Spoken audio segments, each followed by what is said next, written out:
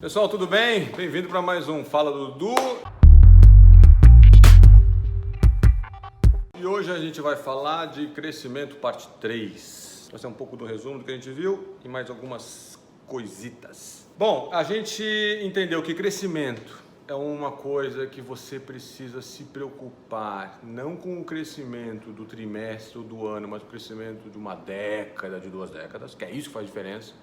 Porque lembra, o cara é exponencial. Crescimento em cima de crescimento. E como disse o Bob Lucas lá, um tempo atrás, uma vez que você começa a pensar sobre isso, você não consegue pensar sobre outra coisa. Cara, o país é 5 vezes mais rico que o outro. 100 anos atrás era 2 vezes só mais rico. O que aconteceu? Bom, essa é a primeira lição então, olhar para longo prazo. A gente tem mania de olhar para o curto prazo, a imprensa tem mania de olhar para o curto prazo, as pessoas gostam de comentar o PIB do trimestre. Não importa muito, importa pouquinho, importa a trajetória de longo prazo. Beleza. Segundo ponto, aí os modelos de crescimento. Então a gente cresce quando tem mais capital humano, cresce mais, fica mais rico, né? Quando tem capital, acumula capital físico, máquinas, equipamentos, computadores, adota novas técnicas de produção, certo? Aí a gente vai ficando mais eficiente, mais produtivo, a economia vai crescendo mais.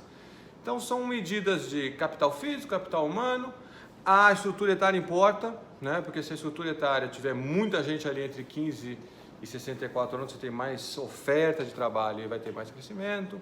Se a estrutura etária começa a ir muito a população começa a envelhecer, né? O crescimento potencial cai, porque você tem menos gente para trabalhar. Então é mais ou menos isso o sistema de fatores, né? O que a gente chama dos fatores próximos do crescimento, que causa isso. Agora, o mais importante era aquilo. Por que alguns países investem mais? Por que alguns países têm mais uma pesquisa melhor? Por que alguns países são mais eficientes? Por que alguns países têm gente com um nível de educação muito mais alto? E aí a ligação é o buraco mais embaixo, com instituições. As instituições têm que ser de qualidade boa. Instituições democráticas, para começar, super importante para o crescimento. A gente tem evidência empírica disso daí, que democracia gera mais desenvolvimento. É evidência empírica bem recente, aliás. A gente precisa de qualidade de política econômica, mas a qualidade de política econômica, por exemplo, transparência na hora de pagar imposto, ou pagar imposto de uma maneira que não tome 1000 horas do seu dia, o dia não tem 1000 horas, né? Que não tome 2000 horas do seu ano para poder preencher imposto de renda, no caso do Brasil, 2.400 horas. Absurdo, né? Algumas coisas parecem pequenas, mas são relevantes, por exemplo, essa daí do imposto. E de novo, e aí como é que melhora a qualidade da educação? É difícil pra caramba, você precisa melhorar uma opção de coisas, você precisa melhorar a gerência do sistema educacional.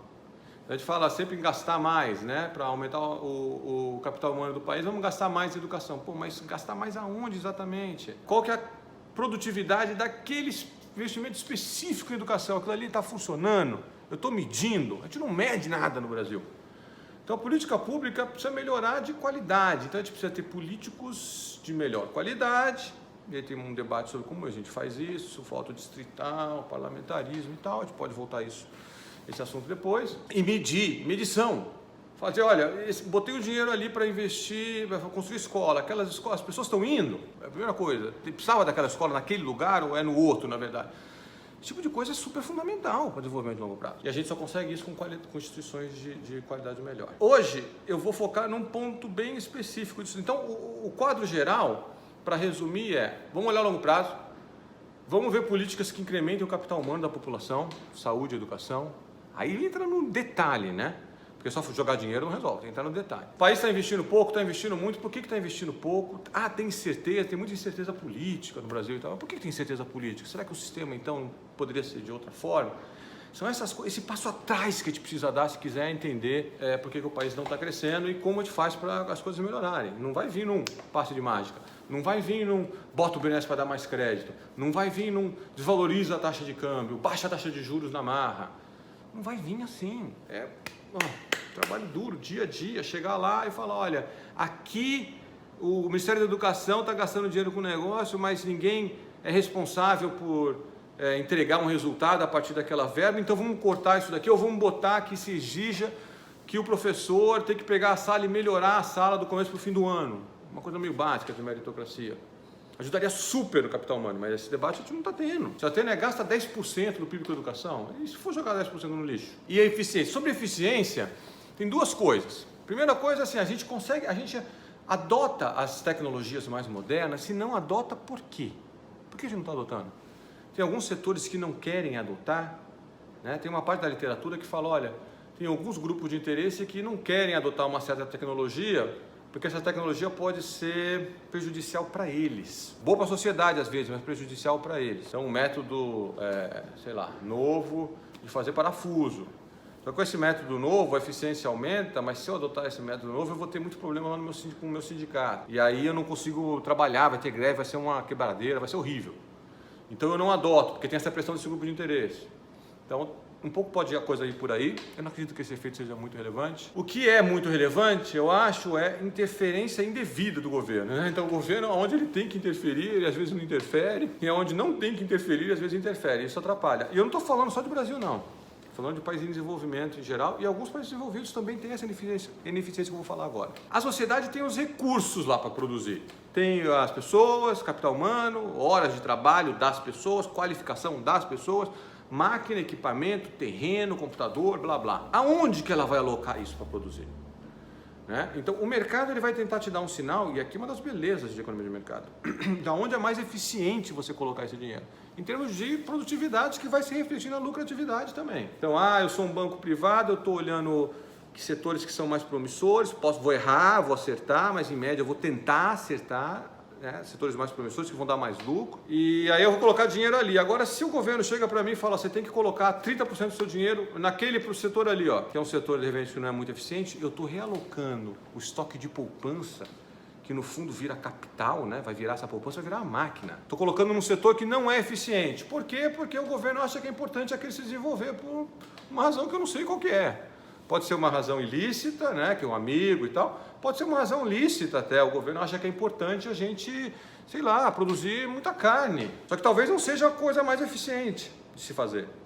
Então, essa má alocação de recursos na economia, porque o governo dá um subsídio aqui, ou taxa ali, prejudicando aquele outro setor ali, então o capital não vai para lá, as pessoas não vão muito trabalhar lá, porque o governo está prejudicando via, por exemplo, uma taxação excessiva ali, e no outro lugar ele está ajudando via um crédito muito mais barato que o crédito de mercado. Isso vai gerar nas economias essa alocação ineficiente dos recursos produtivos. E tem pesquisa feita sobre isso. Olhando o dado da firma lá, caras olham os dados das firmas, dos países em desenvolvimento, tem aí esse estudo para a China, Índia, comparando com os Estados Unidos, e vê que firmas que são muito ineficientes absorvendo uma quantidade enorme de capital e trabalho, e elas não desaparecem. O que você quer numa economia de mercado? Que a firma ineficiente desapareça, e suja é ineficiente. É assim, a gente não protege firmas, gente, a gente protege as pessoas, né? Com seguro-desemprego, esse tipo de coisa. A gente quer que isso aconteça, mas às vezes isso não acontece porque um setor lá está protegido. Tem alguma coisa que está impedindo a competição ou o fluxo livre de recursos de sair, por exemplo, daquele setor e ir para um que se tornou, por circunstâncias às vezes que não tem nada a ver com a nossa realidade, porque a China agora está comprando mais não sei o que do Brasil, aquele setor se tornou mais rentável, mais eficiente, então vamos botar dinheiro ali. É natural que com o tempo, o capital e trabalho migrem para lá, se eles estiverem desimpedidos para se movimentar. Então, essa parte da agenda de produtividade, né, tem a grande parte, o país tem que ficar mais, instituições melhores para ficar mais eficiente, mas tem essa parte mais micro ali, mais ali no pequeno detalhe da política econômica, que é, não vou dar crédito subsidiado porque eu quero que o capital seja alocado para os setores que são mais eficientes. Aí, dá para botar número nesse negócio. Tá? Tem alguns artigos publicados em periódicos internacionais mostrando que, sei lá, China, Índia, poderiam ter uma produtividade de 60%, 80%, 100% maior. É desse número que a gente está falando. Se eles tivessem um fluxo mais desimpedido de capital e trabalho para os setores que são mais eficientes. E a gente sabe disso olhando para o dado da firma. Eu fiz isso para o Brasil. Eu olhei isso para o Brasil, usando uma base de dados não tão grande quanto eu gostaria, mas razoavelmente grande. Também se encontra valores dessa magnitude, o ganho de produtividade seria 80%, 60%.